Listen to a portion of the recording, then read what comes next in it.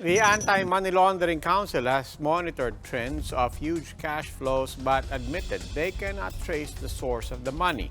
Meanwhile, a version of the United States anti-bulk cash smuggling law is already in Congress. Ria Fernandez with the story.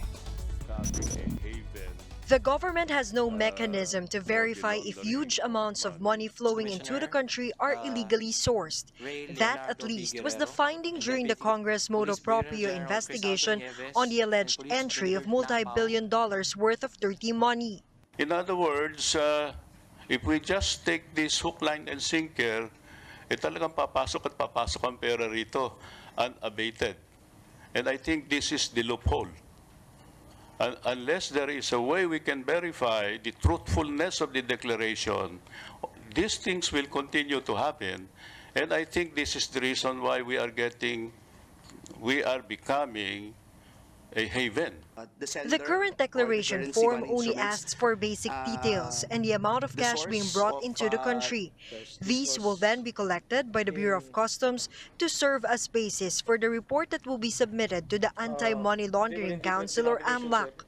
AMLAC has monitored trends of huge cash flow but admitted to being powerless in identifying the money source. If our suspicion is triggered, that is only the time we come in, because if we validate one by one and 1:1 validation, that will be very difficult on the part of any government agency.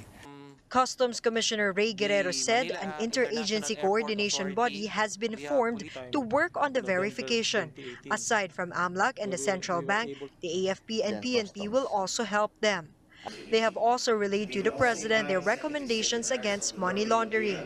One proposal is the passage of an anti-bulk cash smuggling law similar to the United States. Albay Representative Joey Salceda has already passed his version of the measure. This one is better than the US. Ang problema kasi namin dito, kung maamla ka, mga 20 years ang punishable ka. The House panel is set to hold an executive session next week due to the confidentiality of the agenda, which includes the apprehension of suspected money launderers. For News 5, Ria Fernandez, we are One News.